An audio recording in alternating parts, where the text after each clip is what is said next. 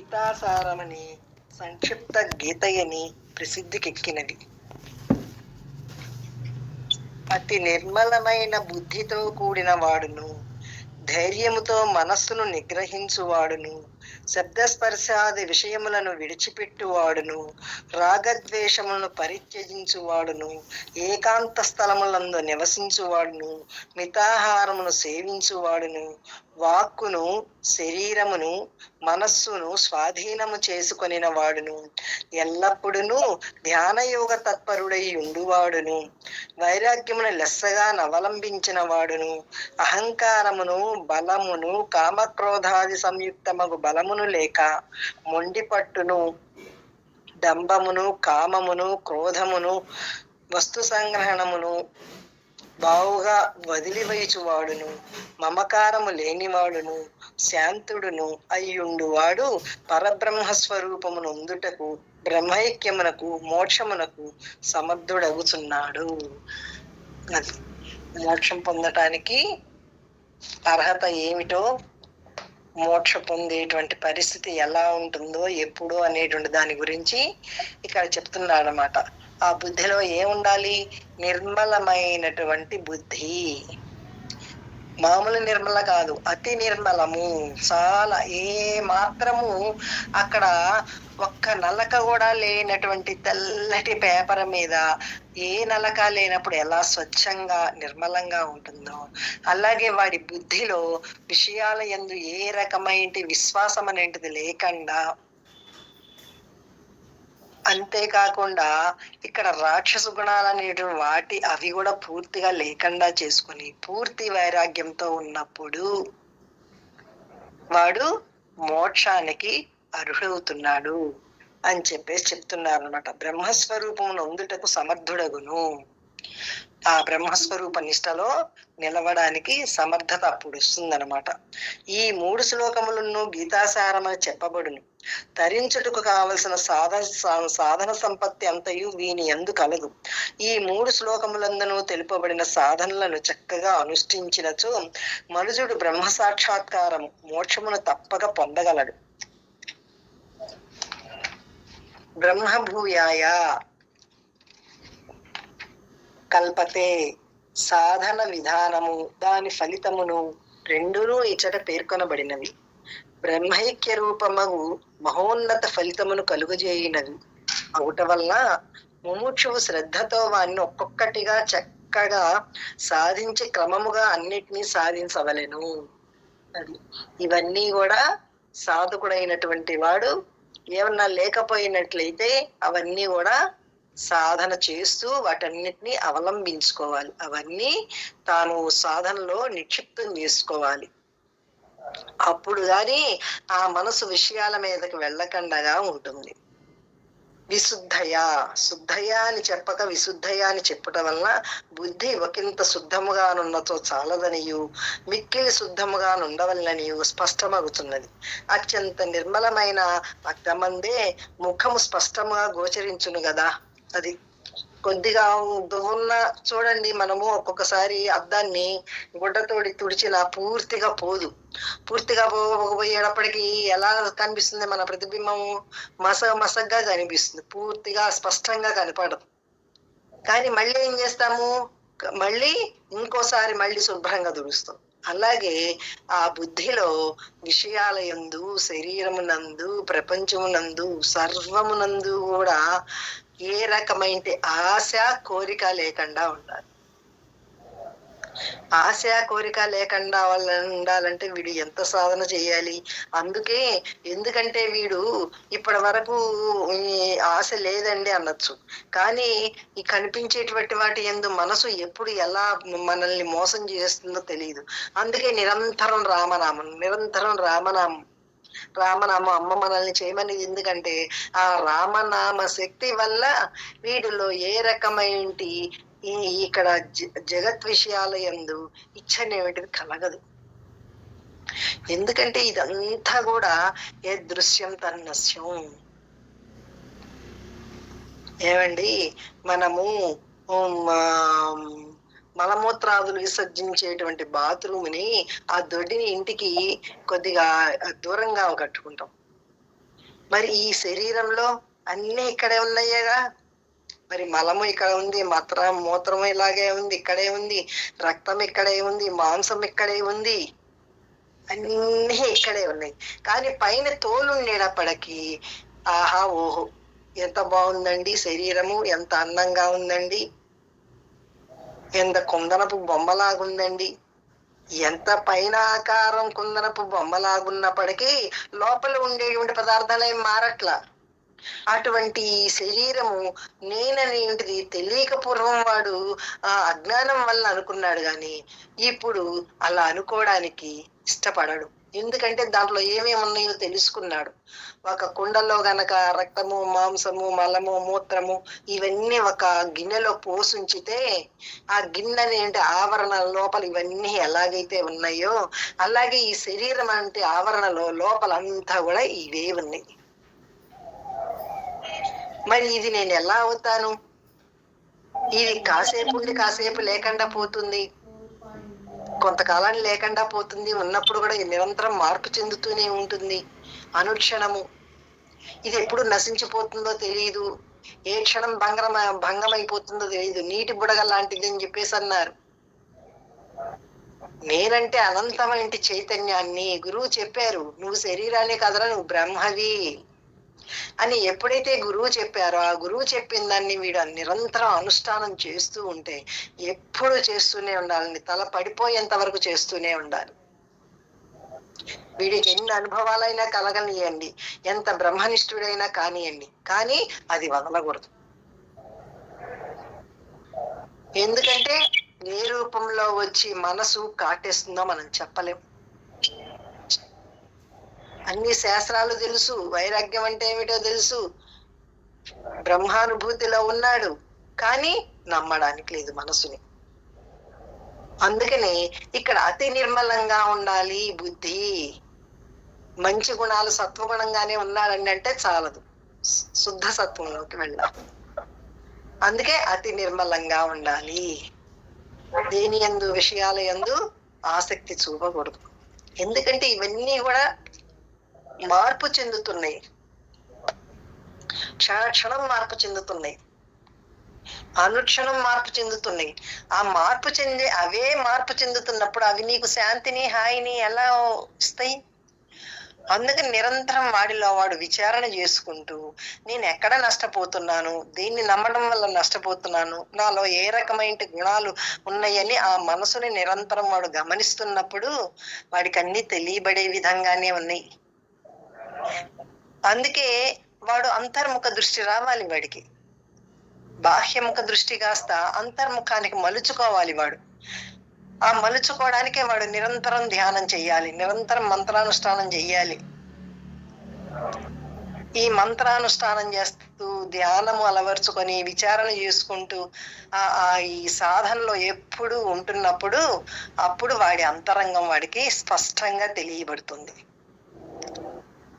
ఆ తెల్లటి కాగితం మీద ఏ డిజైన్ ఉన్నా, ఏ చుక్క ఉన్నా ఎలాగైతే స్పష్టంగా తెలియబడుతుందో తన లోపం ఏమిటో వాడికి తెలియబడింది అనుకోండి, ఆ లోపం పోవడానికి తీసేసుకోవడానికి వాడు ప్రయత్నం చేస్తాడు.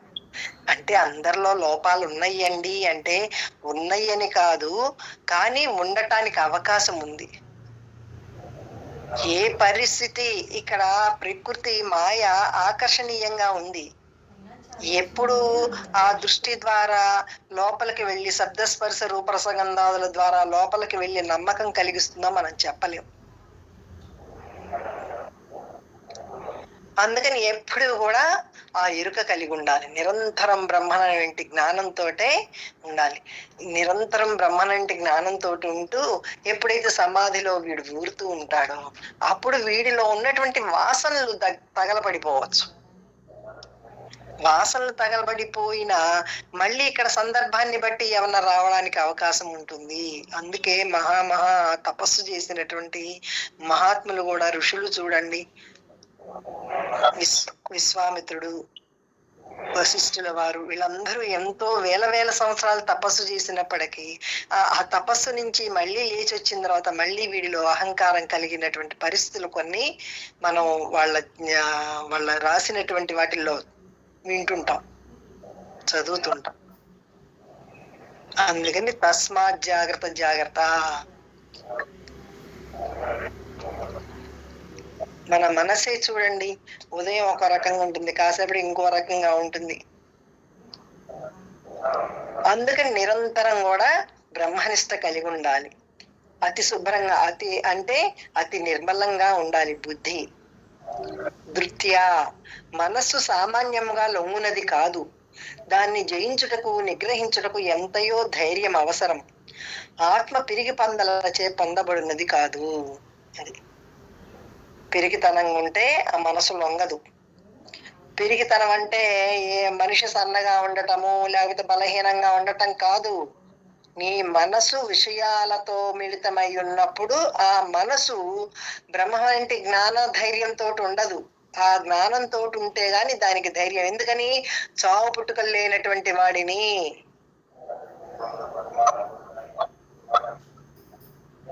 నిత్య శుద్ధ బుద్ధ ముక్త స్వరూపం లాంటి జ్ఞానంతో మైండ్ ఉన్నప్పుడు చావు పుట్టుకలు లేదు. ఇప్పుడు వాడికి అన్ని భయాల కంటే పెద్ద భయం ఏంటంటే చావు. ఆ చావు భయమే పోతుంది వాడికి. ఆ చావు భయం పోతుందంటే ఇంకా నేను చావు పుట్టుకలు లేని పుట్టని వాడినంటే జ్ఞానంగా ఉండేటప్పటికీ ఈ మనసు ఇక్కడ కనిపించేవన్నీ కూడా పుడుతున్నాయి పోతున్నాయి, పుడుతున్నాయి పోతున్నాయి. ఏ రూపనామం తీసుకున్నా అలాగే ఉందిగా. అందుకని నేను బ్రహ్మనంటే జ్ఞానంతో కూడినటువంటి ధైర్యం కలిగి ఉంటాడు. ఆ ధైర్యం వల్ల ఇక్కడ పరిస్థితులు మారినా, ఒడిదుడుకులు వచ్చినా, ఎటువంటి పరిస్థితుల్లోనైనా వాడు ఆ ధైర్యాన్ని కోల్పోడన్నమాట. మ్యూట్ లో పెట్టుకోండి అమ్మా. ఆ ధైర్యం వల్లనే వాడు జ్ఞానంలో ముందుకి ముందుకి చక్కగా ప్రయాణం చేయగలుగుతాడు. స్థిరత్వం వస్తుంది. కశ్చిద్ధిరః అనున్నట్లు ధైర్యవంతుడే మనసును లొంగ తీసుకొని ఆత్మను పొందును. అది అలా ధైర్యం కలిగినటువంటి వాడే జ్ఞాన ధైర్యంతో ఆ మనసుని లొంగ తీసుకోగలడు. మనసుకి విషయాలే ఆహారం, అదే బలం దానికి. మనసుకి ఎప్పుడైతే మంత్రాన్ని అనుష్ఠానం చేయిస్తున్నామో విషయపరంగా అది బలహీనపడుతుంది. ఎప్పుడైతే విషయపరంగా బలహీనపడిందో అప్పుడు ఈ మంత్రానుష్ఠానం వల్ల ఆ మనసు ధైర్యాన్ని చేకూర్చి ఆ ధైర్యంతో జ్ఞానంలో స్థిరత్వం వస్తుంది. దృఢ జ్ఞానం, మామూలు జ్ఞానం కాదు, దృఢ జ్ఞానం వలన ధైర్యం వస్తుంది. ఆ ధైర్యంతో ఇక్కడ దేని యందు కూడా భయం అనేటిది వాడికి ఉండదు. పుట్టాననుకునేటువంటి వాడికి పోతానేమో అనే భయం ఉంటుంది.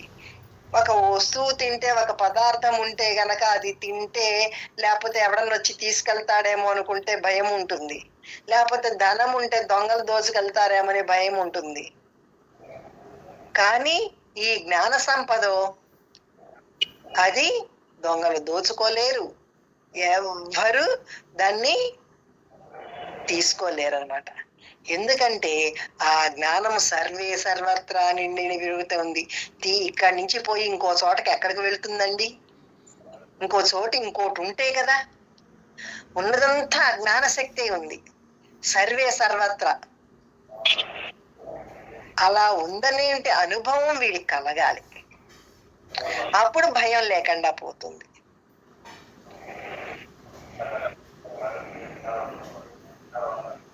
ఆత్మానం నియమ్యచ, మనస్సును ఇంద్రియములను నిగ్రహించనిచో ఆధ్యాత్మ క్షేత్రమున ఎవరినూ విజయశ్రీని చేపట్టజాలరు.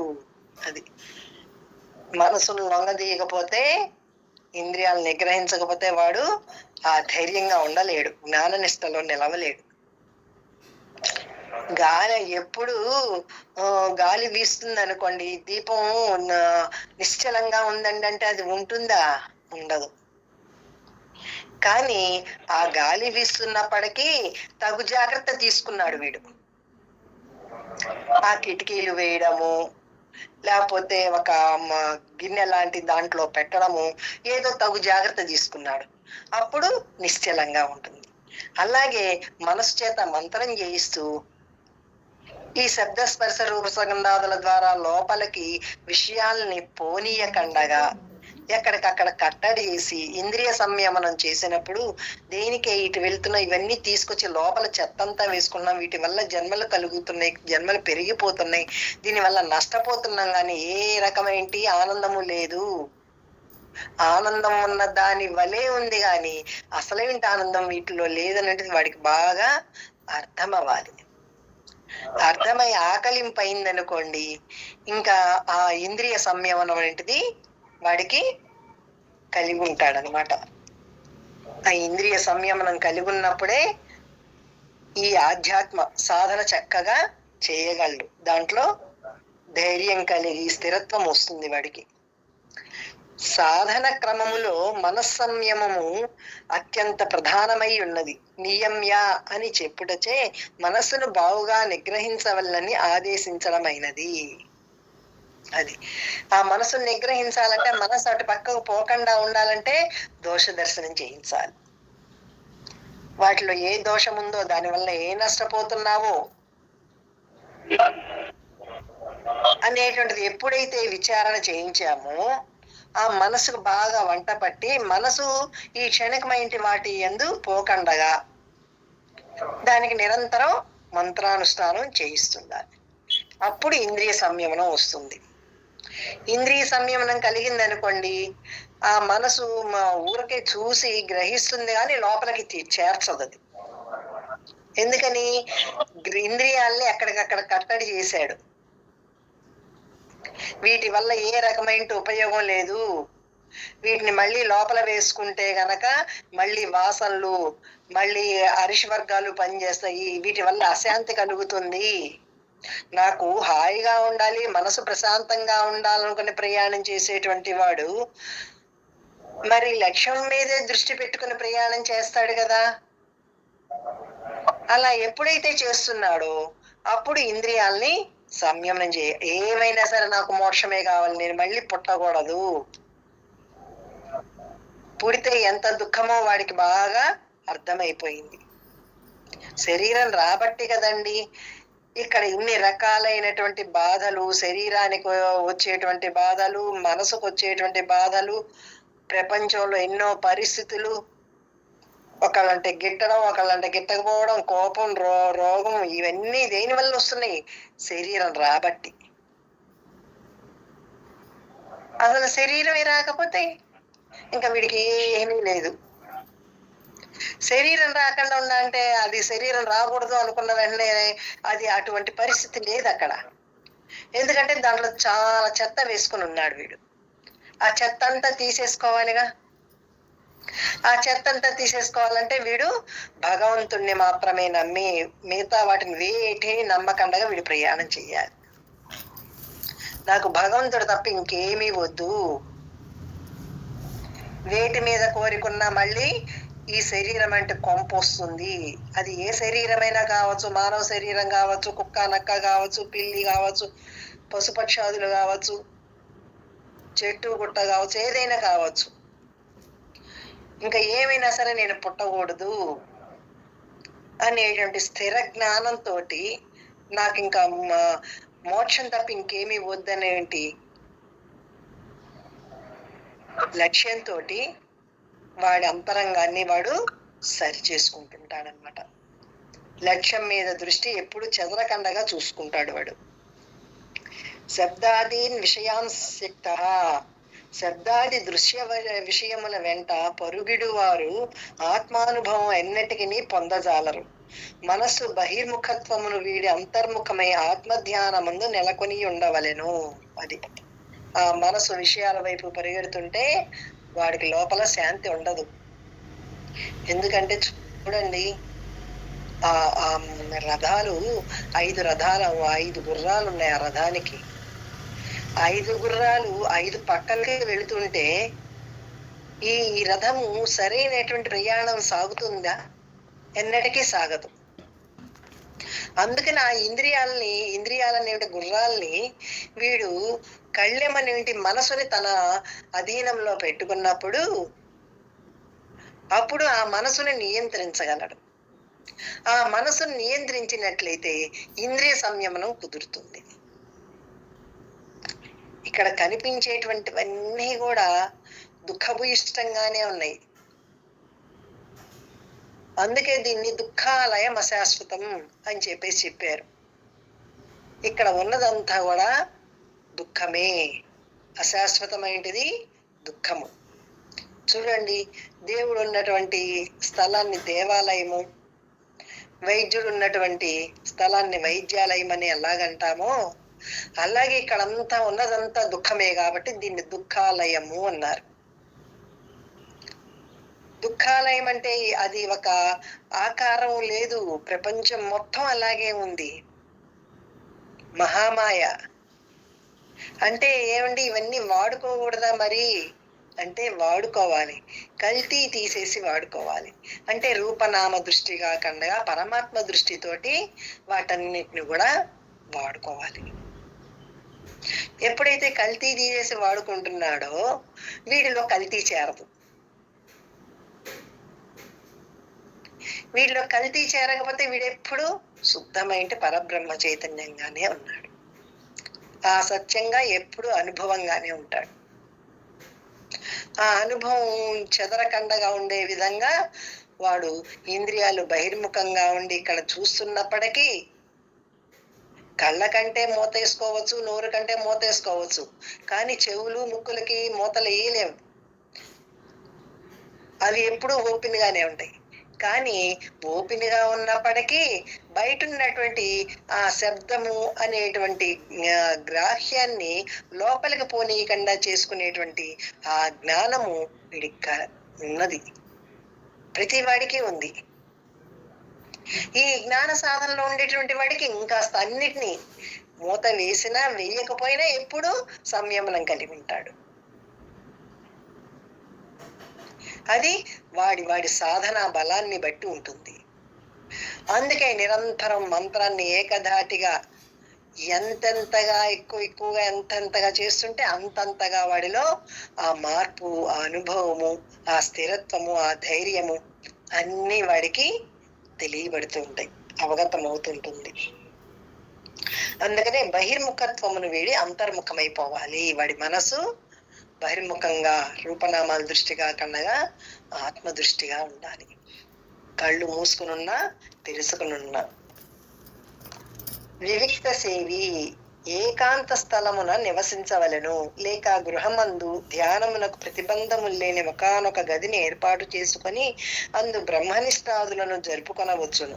సాధన దశలో బహుజన మధ్యమున ఉండినచో చిత్తమునకు విక్షేపము కలుగును. కావున ఏకాంతముగా ధ్యానాదులను శీలించవలనని చెప్పబడినది. అది 10 మంది ఉన్న చోట కూర్చొని ధ్యానం చేస్తున్నాం అనుకోండి, కానీ అక్కడ ఏ ఒకటి శబ్దాలు వస్తుంటాయి. ఆ శబ్దాల వల్ల వీడికి ధ్యానం ఏకాగ్రత కుదరదు. ఎందుకంటే కళ్ళంటే మూసుకొని ధ్యానం చేస్తానని కూర్చున్నాడు కానీ చెవులు మూసుకోవడానికి లేదుగా. మరి అక్కడ ఉన్నటువంటి శబ్దం లోపలికి చేరడానికి అవకాశం ఉందిగా. అంటే వీడి మనసుతోటి మంత్రం చేయిస్తూ తన దృష్టి అంతా కూడా, ఏకాగ్రత అంతా కూడా మంత్రానుష్ఠానం మీద పెట్టినప్పుడు బయట ఎన్ని శబ్దాలున్నా అవి లోపలికి చేరవు. అది ఒకంత వాడికి సాధన, ఆ ధ్యానం అనేటువంటిది బాగా వాడికి కుదిరినప్పుడు జరిగేటువంటి పరిస్థితి. మామూలు వాడికో మొదట్లో అసలుకి నలుగురిలో కూర్చున్నప్పుడు అస్సలకి కుదరదు. అందుకని ఏకాంత స్థలము అని చెప్పారు. ఒక గదో, ఒక ధ్యానాలయమో, ఒక ఆలయంలోనో కూర్చొని ఒక చక్కగా ఏకాంతంగా ఉండి చక్కగా ధ్యానం చేసుకోవాలి. అప్పుడుకి మనసుకి ఏ శబ్దము శబ్దము వినపడదు, కళ్ళు మూసుకొని ఉంటాడు కాబట్టి రూపము కనిపించదు. ఇంకా శబ్ద రూపాలు కనపడలేదనుకోండి, ఆ మనసు ఆ మంత్రానుష్ఠానం చక్కగా చేయగలదు. అంటే చక్కగా చేయగలదండి అంటే దానికి అభ్యాసం చెయ్యాలి. మొదట్లో చెయ్యలేదు, కానీ ఎప్పుడైతే వాడు పెంచుకుంటూ ఆ సమయాన్ని పెంచుకుంటూ ఏమైనా సరే నేను ఈ 10 నిమిషాలు ఈ మంత్రమే చేయాలి, వేరే ధ్యాస రానివ్వకూడదు అని ఎప్పుడైతే వాడు నిశ్చయించుకొని ఒక దృఢ నిశ్చయంతో కూర్చుంటాడో దాంట్లో సఫలీకృతుడవుతాడు. అలాగ పెంచుకుంటూ వాడు చేస్తున్నాడు, ధ్యానం ఎక్కువ టైం చేస్తున్నాడు, అలా దృఢపడితే గనక తర్వాత వాడు 10 మందిలో ఉన్నా, 100 మందిలో ఉన్నా, 1000 మందిలో ఉన్నా, ఎక్కడ ఉన్నా, అడవిలో ఉన్నా, గృహంలో ఉన్నా, ఏదైనా ఫంక్షన్ లో ఉన్నా, ఎక్కడ ఉన్నప్పటికీ వాడు వాడుగానే ఉండగలడు. ఎందుకంటే ఉన్న సత్యంలో వాడు నిలవడం, వాడికి ఉన్న సత్యాన్ని గ్రహించి అనుభవంగా ఉండడం అనేది వాడికి అలవాటైంది. మనం చెప్తుంటాం సమాధిలో ఊరాలి ఊరాలని.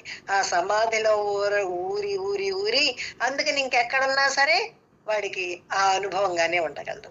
అనుభవం చెక్కు చెదరదు. ఎందుకంటే సర్వే సర్వత్రా అంతటా నిండి ఉన్నటువంటి చైతన్యం అనేటువంటి జ్ఞానం అనుభవం కలిగింది వాడికి. ఆ అనుభూతిలో నిరంతరం ఉంటాడనమాట. అసలుకి నిరంతరం ఉంటాడనేది కూడా మనం చెప్పుకోవడానికి అసలు ఉన్నది ఆ సత్యమే ఉంది, ఎప్పుడు అదే ఉంది. అది తప్ప ఇంకొకటి లేదు ఇక్కడ. లఘ్వాసి మితాహారంలో గైకొనవలెను. అది ఆహారాన్ని వాడికి ఏది నచ్చితే అది, ఏది ఇష్టమైతే అది, ఎంతగా ఉంటే అంత తినడం అనేటిది జరగకూడదు. అందుకే మితాహారం యుక్తాహార విహారస్య యుక్త చేష్టస్య కర్మసు అని మనకి 4వ అధ్యాయంలోనే చెప్పారు. ఆహారాన్ని మితంగా స్వీకరించాలి. ఎందుకంటే అసలు స్వీకరించలే ఏమండి, నేను తిండి కోసం పుట్టలేదండి. నువ్వు తిండి కోసం పుట్టావో లేదో సంగతి తర్వాత పెట్టు, కానీ ఈ శరీరం నిలవాలంటే దీనికి అంత పిండాకుడు వెయ్యాలి, ఆహారం పెట్టాలి. నువ్వు ఆహారం కోసం తినటానికి వచ్చావో లేదో అది తర్వాత. లేకపోతే శరీరం నిలవదుగా. శరీరానికి అనారోగ్యం వస్తుంది, అది నీరసించిపోతుంది. శరీరం ఎప్పుడైతే నీరసించి వ్యాధిగ్రస్తమైందో మనసు శరీర ధ్యాసగానే ఉంటుంది. అందుకని నువ్వు అసలు తినకుండా ఉండద్దు. అలా అని నచ్చిందంతా తినడం కాదు, ఎప్పుడు తింటూ ఉండటం కాదు, మితం ఉండాలి దానికి. ఒక నియమం. ఈ జ్ఞాన సాధనలో వీడికి నియమ నిష్టలు అనేవి చాలా అవసరం. ఎప్పుడైతే ఈ నియమం వాడు పాటిస్తున్నాడో అప్పుడు వాడికి మనసు ఏకాగ్రత కుదురుతుంది. అందుకే సాత్విక ఆహారం చెప్పారు. మితాహారము, సాత్వికాహారము. ఎప్పుడైతే ధర్మయుక్తంగా ఉన్నటువంటి సంపాదనతో స్వీకరించినటువంటి ఆహారం మనకు ఇంకా వాడికి సాధనకి అదంతా కూడా సహకరిస్తుంది. అందుకే ధర్మం మన పురుషార్థాల్లో ధర్మం అనేటిది మొదలు పెట్టింది. అందుకే ధర్మంతో కూడి ఉండాలి. ఏది చేసినప్పటికీ ఎవరిని నొప్పించకూడదు. నిన్ను నీవెలా చూసుకున్నావో ఎదుటివాడిని కూడా అలా చూసుకోవాలంటే నేను బ్రహ్మ లాంటి జ్ఞానంగా ఉన్నప్పుడు ఎదుటివాడు కూడా నాకు బ్రహ్మగానే తెలియబడాలి. ఎదుటివాడు వాడు స్వరూపంగానో గుణంగానో కనిపించా అనుకోండి, అవి అక్కడ ఉన్నాయని గ్రహించే, అక్కడ ఉన్నాయో లేవో తెలియదు కానీ వీడిలో మాత్రం ఉన్నాయి. వీడిలో ఉంటేనే కదండి అక్కడ గ్రహించేటువంటి శక్తి వాడికి ఆ గ్రహింపు వచ్చింది. అందుకని లోపల నీలో నువ్వు శుద్ధి చేసుకో, నీ అంతఃకరణ శుద్ధి చేసుకో, నీ బుద్ధి నిర్మలం చేసుకో, మనసుతో ఎప్పుడు మంత్రాన్ని అనుష్ఠానం చేయించు. దానికి ఆలోచనకు అవకాశం ఇవ్వకుండా మంత్రం చేయించాలి. అంటే మనం చెప్పుకుంటుంటాం శ్వాసతో సమానంగా అని. అలా వీడు క్రమక్రమంగా అభ్యాసంతో వాడు అవన్నీ కూడా అలవరుచుకొని స్థిరత్వం పొంది ఆ జ్ఞాన నిష్టలో ఎప్పుడు ఉండగలగాలి. అట్లా ఉండినప్పుడే వాడికి మోక్షానికి అర్హత కలుగుతుంది అని చెప్పేసి మరీ చెప్తున్నారన్నమాట. అధికముగా భుజించడం వల్ల ఆరోగ్యము చెవిటయే కాక ధ్యానమును సరిగా జరుగదు. శరీరం ఎంత తేలికగా నుండినా అంత మంచిది. అయితే కేవల శుష్కోపవాసాదులు పనికిరావు. అది శరీరం తేలికగా ఉంటే మంచిదన్నారు కదండి, అందుకని ఈ శరీరానికి ఆహారం పెట్టకుండా శుష్కింపజేసి, లేకపోతే ఎప్పుడు ఉపవాసాలు చేస్తూ ఉంటే గనక కుదరదు సాధన. అందుకే యుక్తాహార విహారుడై ఉండవలెను. సాధకుడికి అవన్నీ పనికిరావు. శరీరాన్ని శుష్కింపజేయడం, ఏమి పెట్టకుండా ఉండటము, దాని చేత ఉపవాసాదులు చేయించడము, అవన్నీ చేయడం వల్ల శరీరము నీరసించిపోతుంది, మనసు నీరసించిపోతుంది. అందుకని యుక్తాహారము. యుక్తము అంటే ఏది తింటే శరీరానికి మేలు జరుగుతుందో ఆ ఆహారాన్ని స్వీకరించాలి. దాన్ని లిమిట్గా తీసుకోవాలి. అందుకే తిండి కోసం బ్రతకూడదు, బ్రతకటం కోసం తినాలి అని చెప్పేసి మన పెద్దలు చెప్పారు. ఈ శరీరం సాధనకు సహకరించాలంటే దీనికి ఆహారం పెట్టాలి. ఆహారం పెట్టినప్పుడు మాత్రమే శరీరం సహకరిస్తుంది. ఆహారాన్ని అమితంగా పెట్టామనుకోండి, మనసు తమో గుణ వృతమయ్యి అది నిద్రలోకి వెళ్ళిపోతుంది.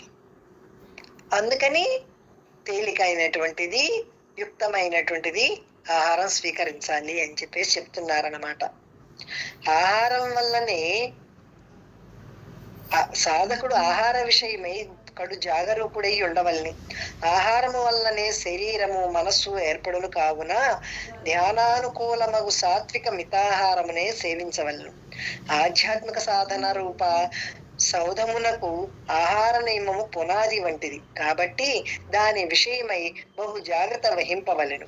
ఇది వరలో గీత యందు భగవానుడు దాన్ని గూర్చి పలుమార్లు హెచ్చరించి ఉండిరి. ఇప్పుడు గీత పరిసమాప్తమగుతున్నందువల్ల తిరిగి జ్ఞాపకము చేయుచున్నారు. గీతలోని 700 శ్లోకముల సారము 3 శ్లోకములలో ఇచ్చట చెప్పబడుచున్నప్పుడు ఈ శ్లోకములందు చేర్చబడు అంశములు ఆహార సంయమాదులు ఎంత ప్రధానమైనవో యోచించుకొనవచ్చును. కావున ఆహార విషయమై జాగ్రత్త వహించుట చాలా ముఖ్యమైనది. అందుకని ఆహార విషయంలో చాలా జాగరూకత కలిగి ఉండాలన్నమాట. అందుకే ఆహార నియమం తప్పనిసరి. ధ్యానయోగ పరో నిత్యం. నిత్యం అని చెప్పుట యతవాక్కాయ మానస. వాక్కును, శరీరమును, మనసును అదుపులో నుంచుకొనవలెను. మదపుటేనుగు మావటివాడు అంకుశముచే స్వాధీనపరుచుకున్నట్లు సాధకుడు భక్తి జ్ఞానాదులచే వివేకముచే పై మూడింటిని తన అధీనమందుంచుకొనవలెను. తాను చెప్పినట్లు అది నడువలనే గాని అది చెప్పినట్లు తాను ఆడకూడదు. అది మనసు చెప్పినట్లు శరీరం ఆడకూడదు.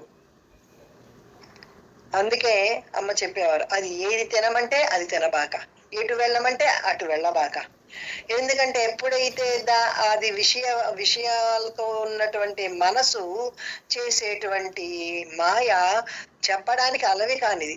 అందుకని అది చెప్పిన చేయకుండా ఉంటుంటే అది ఒక రకంగా కొద్దిగా మొండిగా వేసినప్పటికీ, అంతకంటే మొండిగా ఏమైనా సరే నాకు మోక్షమే కావాలి, ఇంకేమీ వద్దనేటి జ్ఞానంతో ఆ లక్ష్యంతో వీడు మనసును ఏకాగ్రపరుచుకోవాలి. ఎన్ని జన్మల్లో తిన్నామో, ఎన్ని కట్టుకున్నామో, ఎన్ని అనుభవించామో, కానీ తృప్తి లేదుగా. తృప్తి లేకనేగా మళ్ళీ వచ్చింది శరీరం. అక్కడ తృప్తి కలిగినట్లయితే శరీరం వచ్చేది కాదు. ఎందుకంటే వీటిల్లో అసలేంటి తృప్తి లేదు. నువ్వు ఎన్ని జన్మలు ఎత్తినా, కోటాను కోట్ల జన్మలు ఎత్తినా సరే బాహ్య ప్రపంచంలో ఎక్కడ నీకు తృప్తి అనేటిది లేదు. ఎందుకంటే ప్రపంచమే ఎప్పుడు స్థిరంగా ఉండదు. ఇప్పుడు ఒకటి తింటే నాకు ఆరోగ్యంగా ఉందండి అని అన్నాడు అనుకోండి, వాడికి ఆరోగ్యంగా ఉండొచ్చు. అది తినడం వల్ల ఇంకో వాడికి అనారోగ్యం ఉండొచ్చు.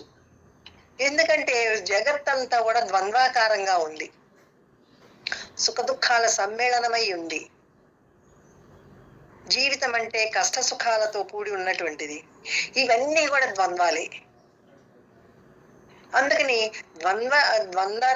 ద్వంద్వరహితమైన పరబ్రహ్మ చైతన్యాన్ని ఎప్పుడైతే వీడు అనుభూతి పొందాలి, ఆ స్థితిలో ఉండాలి అనేటువంటి ధ్యాసలోకి వచ్చి ఈ ఆధ్యాత్మిక మార్గంలో ప్రయాణం చేస్తున్నాడు, అప్పుడు ఈ మనసుని, వాక్కుని, కాయాన్ని మూడిటి చేత వీడు భక్తి జ్ఞాన వైరాగ్యాదులు అలవర్చుకోవాలి. ఎప్పుడైతే ఈ భక్తి జ్ఞాన వైరాగ్యాదులు అలవర్చుకుంటున్నాడో అప్పుడు మనసు మనం చెప్పినట్లు వింటుంది. మనసు మనం చెప్పినట్లు వినాలే గాని మనసు చెప్పినట్లు మనం వినడం అయితే జన్మల పాలు చేస్తుంది. ఎందుకంటే అది ఎప్పుడు జన్మల పాలు చేయడానికే చూస్తుంది. ఎవరిని ఎక్కడ పడదొద్దామా, ఎలా లాగేద్దామా. ఎందుకని? దానికి వైరాగ్యం లేకపోయేటప్పటికి. దానికి వైరాగ్యం కూడా అలవర్చుకున్నాం అనుకోండి, భక్తి, జ్ఞానము, వైరాగ్యము. భగవంతుని యందు భక్తి కలిగి ఉండాలి, శ్రద్ధాభక్తులు ఉండాలి. నేను ఈ శరీరాన్ని కాదు, బ్రహ్మను అంటే ఆ భగవతత్వాన్ని అంటే జ్ఞానం కలిగి ఉండాలి. ఈ దృశ్య ప్రపంచమునందు వైరాగ్యం కలిగి ఉండాలి. ఇవన్నీ కూడా నాకు చెడు చేసేవే, జన్మల పాలు చేసేవే, నన్ను నాశనం చేస్తాయి ఇవి అంటే శరీరాన్ని మళ్ళీ అది రోగగ్రస్తం అవడానికి, అది మళ్ళీ పడిపోవడానికి, మళ్ళీ ఇంకోటి రావడానికి, వాటన్నిటికి కారణం ఏమిటి? ఈ మనసు బాహ్యముఖ ప్రపంచంగా ఉండేటప్పటికి అవన్నీ జరుగుతున్నాయి. ఇప్పుడు దాన్ని అంతర్ముఖంగా మలుచుకోవాలి వీడు. ఎప్పుడైతే అంతర్ముఖంగా మలుచుకొని ఇంద్రియ సంయమనం పాటించి మంత్రానుష్ఠానం చేస్తూ భక్తి జ్ఞాన వైరాగ్యాదులు అలవర్చుకుంటున్నాడో అప్పుడు మనసు మనం చెప్పినట్లుగా మనసు వింటుంది. దీని గురించి అనవసరం, దీని గురించి ఆలోచించినట్లయితే జన్మల పాలవుతాం. ఇది నీకు అవసరమా, అనవసరమా? అనవసరమైన దాన్ని ఎలాగైతే కూరగాయలు పళ్ళు అనవసరమైన ఆ చెక్కుని గింజల్ని తీసేస్తామో అలాగే ఇక్కడ ఇవన్నీ కూడా అనవసరం అనుకున్న వాటి జోలికి ఆ మనసు వెళ్ళదు. ఇక్కడ ఏది చూసినా అనవసరంగానే ఉంది. కానీ శరీరం నిలవాలి, దీనికి కొన్ని పనులు ముఖ్యమైన చేయవలసినవి ఉంటాయి. ఎందుకంటే వీడి జ్ఞానం కలిగింది కదా అని చెప్పేసి ఎవడు ముద్ద పెట్టడు. ఈ శరీరం అది ఏ ఏ బాధ్యత కలిగి వచ్చిందో ఈ శరీరము, అది ఇక్కడ చేస్తున్నప్పుడే, ఆ నాటకం ఇక్కడ ఆడుతున్నప్పుడే దానికి ఆహారం తినేట అర్హత కూడా ఉంది. మరి ఈ శరీరం ఉన్నంత కాలం దానికి ఎంతో కొంత ఆహారం అవసరం కదండి. అందుకని నిరంతరం ఇలా విచారణ చేస్తూ వైరాగ్యంగా ఎప్పుడైతే అలవర్చుకుంటున్నాడో అప్పుడు మనసు మనం చెప్పినట్లు వింటుంది. అయినప్పటికీ అప్పుడప్పుడు బురిడి కొట్టించడానికి చూస్తుంది. ఎందుకంటే మోసం చేసే బయట ఎక్కడా లేవు, నీ లోపలే ఉండి నిన్ను మోసం చేస్తుంది. అది తెలుసుకున్నాం కాబట్టి అక్కడ ఇంకాస్త జాగ్రత్తగా చెయ్యాలి వాడు, బహు జాగ్రత్తగా.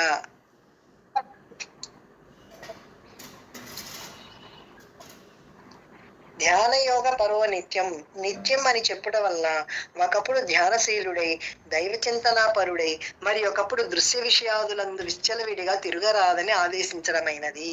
అది ఏమండి, ఒక రోజంతా కూడా ధ్యానం చేస్తున్నా అండి, ఉదయం నుంచి సాయంత్రం దాకా ధ్యానము, ఈ పుస్తకం చదవడము, సద్గ్రంథ పఠనము, లేకపోతే సత్సాంగత్యము ఇవన్నీ చేస్తున్నా అండి. కానీ 4 రోజులు చేశానండి, తర్వాత మళ్ళీ విషయాల్లోకి వెళ్ళిపోయానండి అంటే కుదరదు. తల పడిపోయేంత వరకు కూడా వీడు ఈ దృశ్య విషయం నందు ఆ మనసుకి విచ్చలవిడితనం అనేది పనికి రాదు. అందుకే అతి సర్వత్ర వర్జయేత్ అని చెప్పేసి మనకి చెప్పారు.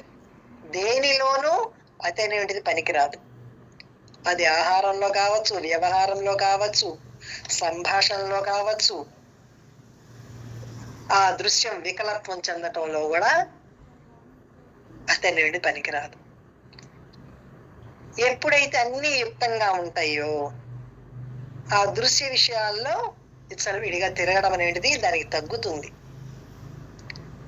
ఎందుకంటే దానికి మంత్రం అనేటిది పట్టించాం, అభ్యాసం చేయించాం, ధ్యానం అనేది అలవాటు చేస్తున్నాం.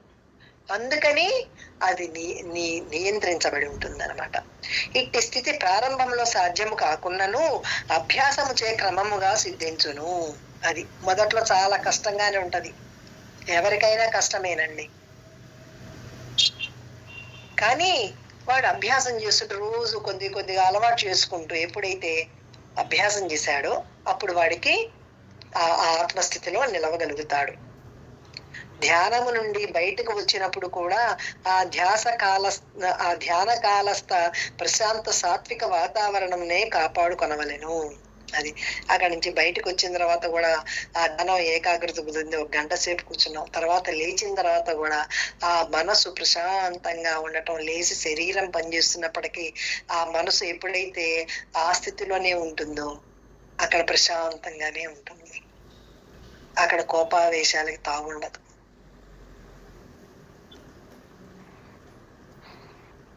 అటువంటి స్థితిగా వాడు కాపాడుకుంటూ రావాలన్నమాట సాత్విక వాతావరణాన్ని. శ్రిత ఆశ్రయించిన వాడు, వైరాగ్యం సముపాశ్రిత అంటే ఆశ్రయించిన వాడు, ఆశ్రిత అంటే బావుగా ఆశ్రయించిన వాడు, ఉపాశ్రిత అంటే ఇంకనూ బావుగా ఆశ్రయించిన వాడు, సముపాశ్రిత అంటే లెస్సగా సంపూర్ణంగా ఆశ్రయించిన వాడు. అది వైరాగ్యం ఏదో కాసేపు, ఇప్పుడు పురాణ వైరాగ్యం, శ్మశాన వైరాగ్యం, ప్రసూతి వైరాగ్యం అని ఎప్పుడో కాసేపు వచ్చిపోయేటువంటి ఆ వైరాగ్యం కాదు. ఇంకను ఇంకొద్దిగా పెంచుకోవాలి. అది గుర్తు తెచ్చుకుని ఆ సందర్భాల యందే గుర్తొస్తుంది అది. కానీ ఇప్పుడు వీడు నిత్యం వాటిని గుర్తు చేసుకుంటుండాలి. ఇక్కడ అంతా కూడా దుఃఖభూయిష్టంగానే ఉంది, ఇక్కడ అన్ని కష్టాలే, ఇక్కడ ఏ రకమైన సుఖము లేదు. దోష దర్శనం చేస్తుంటే అదే కదండి వాడికి తెలియబడేది. ఎలా ఆశ్రయించాలి? లెస్సగా సంపూర్ణంగా ఆశ్రయించాలి. అంటే సర్వకాల సర్వావస్థలు యందు కూడా వైరాగ్యం కలిగి ఉండాలి. ఇక్కడ ఏది కనిపిస్తున్నప్పటికీ, ఎటువంటి సందర్భంలో అయినా సరే ఏది కనిపించినా వాటి యందు ఆశ లేకుండా పోవాలి. అప్పుడు కదా వాడికి దృఢ వైరాగ్యం కలిగేది. ఆ దృఢ వైరాగ్యం అనేటిది చాలా శ్రమతో కూడింది. అంటే శారీరక శ్రమ కాదు, మానసికంగా దేన్ని టచ్ చేయకుండా ఉండాలి వాడు. అంటే ఎంత వైరాగ్యం ఉంటే టచ్ చేయకుండా ఉంటాడు? అన్ని ఎదురుగానే ఉంటాయి, కానీ దేన్ని మనసుతోటి టచ్ చేయడు. ఇది కావాలి అనుకోడు.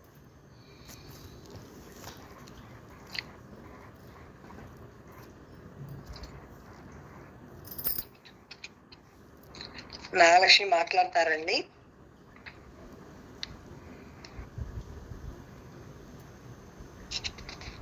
నాగలక్ష్మి వచ్చారు కదా, నాగలక్ష్మి మాట్లాడండి.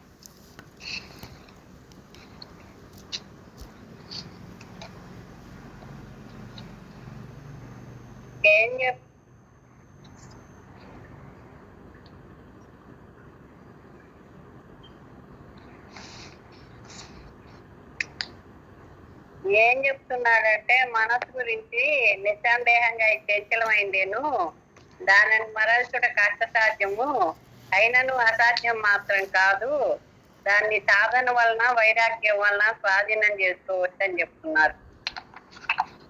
మనోనిగ్రహం లేని వారికి సాధ్యం కాదు, కానీ చిత్త చాంచల్యము లేక మనసును స్వాధీనం చేసుకున్న వారలకు ఇది సుసాధ్యమే అగును.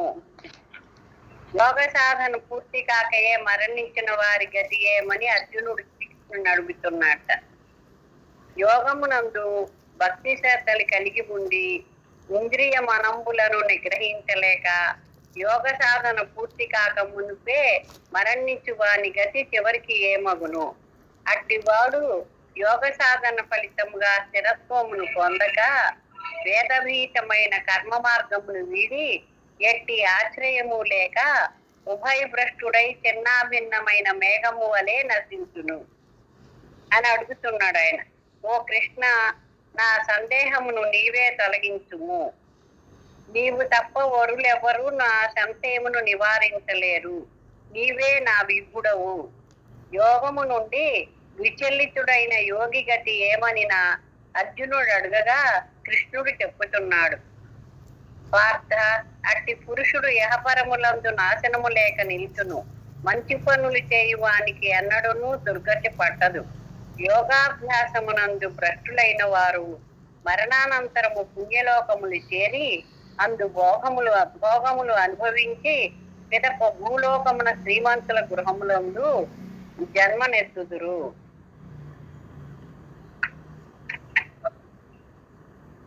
విషయవాంఛలయందు విముఖత కలిగి భక్తి భావన మసలడి వారు బుద్ధిమంతులకు యోగుల గృహములందే జన్మించరు. ఇట్టి జన్మకు చాలా దుర్లభము.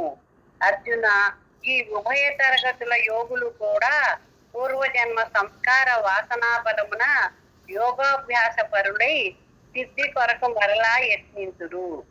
కర్మయోగము కర్మ యోగము వాకాయముల శుద్ధి ద్వారా నెమ్మదిగా చిత్తశుద్ధి వనర్చును. ధ్యాన యోగమన్నను తిన్నగా మనసును ఆత్మయందు లగ్నమనర్చ ప్రయత్నించి అచిరకాలంలోనే చిత్తశుద్ధి నొనగూర్చును. దోషరహితుడై తీవ్ర సాధన చేయుచు జన్మాంతర సంస్కారములను జరుపుకొనుటూ సంపూర్ణ సిద్ధిని పొంది చివరకు పరమగతిని ఆ యోగి చేరగలడు. ధ్యాన యోగి వేద విహిత కర్మయోగుల కంటేను తపస్సుల కంటేను జ్ఞానుల కంటేను శ్రేష్ఠుడు కావున నీవు కూడా యోగివి కమ్ము. ఇట్టి యోగులందరికంటే నా యందు భక్తి శ్రద్ధలు కలిగి మనసు నాయందే లగ్నమనర్చువాడే ఉత్తమోత్తముడని చెప్పవచ్చును. ఇది భగవద్గీత యందలి జ్ఞానయోగము అను 6వ అధ్యాయమునకు ఆంధ్ర అనువాదము సమాప్తము. అంటే ఈ తేలిక భాషలో చెప్పాడు సుభాషిణి. భగవద్గీతని వేరే రకంగా రాశారు తేలిక భాషలో. ఇది అదేలేండి. ఎవరు జర్నలిస్టులు లీలావతి అని ఆవిడ.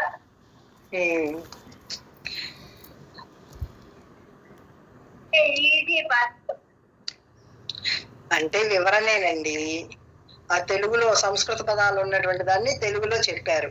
ఇప్పుడు వివరణ కూడా అదే వస్తుందిగా. వివరణ కూడా అదే వస్తుందిగా. అంతా అదే. అంతే.